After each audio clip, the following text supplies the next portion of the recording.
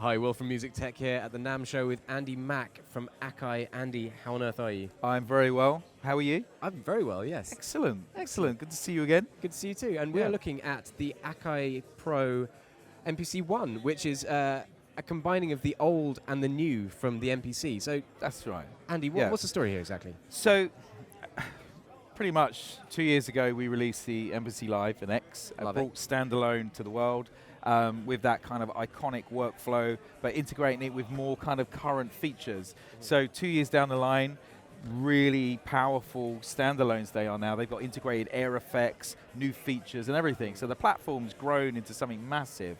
But there's so many new kind of beat makers and producers coming onto the scene that we didn't have a price point that brings people onto standalone at an affordable price without having to compromise on features. So we looked at the market and thought, you know what, this could be something really great for the community, but also for new beat makers, people who are doing electronic like doorless, using CV and modular, which we'll go through.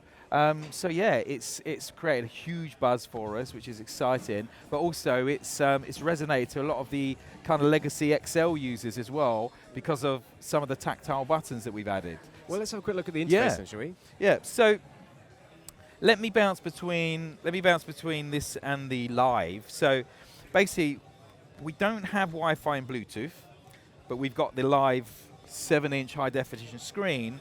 But to compensate for the Wi-Fi, we've got the Ethernet port, so you can build a network between your computer, which enables you to use Ableton Link or synchronize your Splice content with the Splice integration. To power the unit, it's now a power cord. You don't have the internal battery, but what you do have is a $639 price point. You have this UK or UK, US? Okay, $699, and then you have this compact size, which gives you more desk space in your studio. So it becomes really tactile and useful when you're trying to kind of get all your modular racks in your studio, because the thing is, we're all running out of space in our studios now.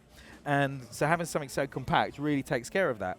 The pads are a little bit smaller. Yeah, that's how are people responding to the smaller pads? Absolutely no different. So really? Full RGB, velocity, pressure sensitive. So, and again, the pad real estate is no different. Okay. You actually feels really, really good. Now, workflow-wise, again, no different to MPC Live and X. You've got all of the same feature sets that are inside, so you can go to all of the same menus, so you'll know exactly where you are. So let's just go to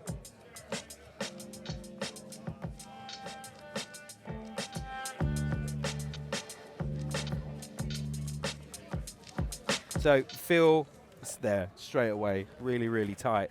Now, go to the browser.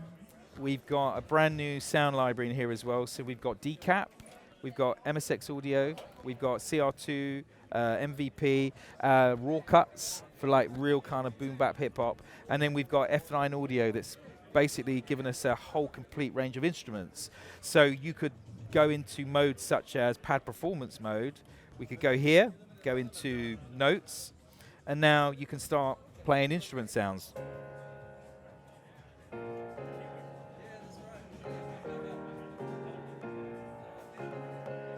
So you can bring all these different textures in straight over your productions. Another thing that's really, really great about this, so I was saying earlier about CV. Now, on the inputs and outputs, you've got left and right outs, left and right inputs for sampling, but then you've got up to 8 CV gate.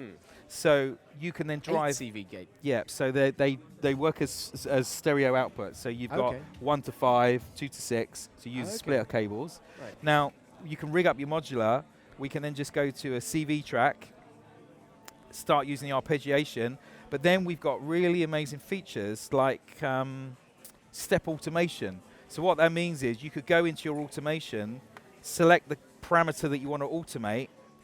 So we go CV out, and then you can draw in your automation directly in. So we can automate any parameter on MPC One.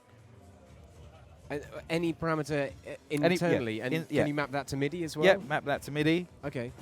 Wow, cool. Yeah. And I mean, all of this layout here, this is very old school, isn't it? Yeah. What's the advantage of having it this style rather than menu So diving on again, touchscreen. having the tactile controls means that you can fly through menus really, really fast. So, for instance, if we let's create something, okay? So let's just put something down. We'll go 96 BPM. Now we could do the typical note repeat, okay?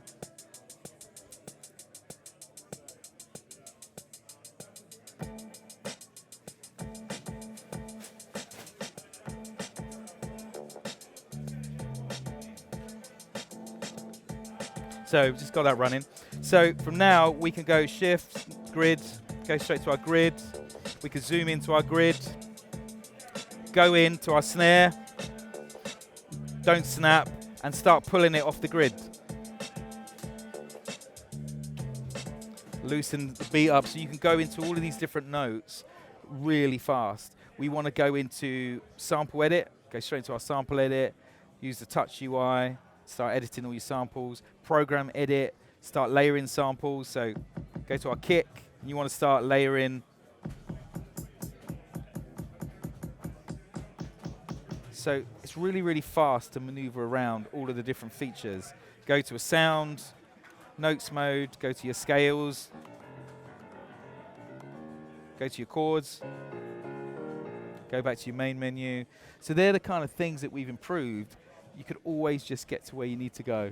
Just one touch of a button. There's a thing with NAMM demos where you watch somebody who's been with this piece of equipment for a long time flying around and going, this is how you do it and this is how it works. But genuinely, I can see what all of those, it says all the names of what they are on them. So I can actually imagine that being a quick process. How much time do you actually save with this? You save a lot of time. Like that's one thing I noticed. So as soon as I started using it, I'm using the buttons all the time. So it's probably sped up my workflow by about 30% because I'm just bouncing in between menus now, not having to kind of like use the touch UI as much. So it's right on my hands. And that's what's kind of come across with the Excel guys is that, hey, I'm familiar with this kind of layout. So that's really, really great. But again, you've got the option because we all use touch screens on a daily basis anyway. So I'll use the touch for sample edit. So let's say, for instance, we have a sample. I can go into trim, chop mode, and then I can go in and slice my regions. So I'll use my touch for that kind of stuff. And then I might go to program edit and then start using my knob control to access all of my samples. So you've got a choice of what you want to use. Awesome. Well, Andy, remind me of the price and tell me when is it available? Right, so it's $639, and it should be available in about 6 to 8 weeks. Okay, and there are rumors that there's something else in the works, a drum synth. What's that all about? I couldn't possibly say. But if you had to gun to your head, how soon is it going to come out? Come on. Very soon. Yeah. Very soon. Very soon. Watch this space. Okay. Awesome. Thank you, Andy. The champ. Cheers. Cool, man. As always.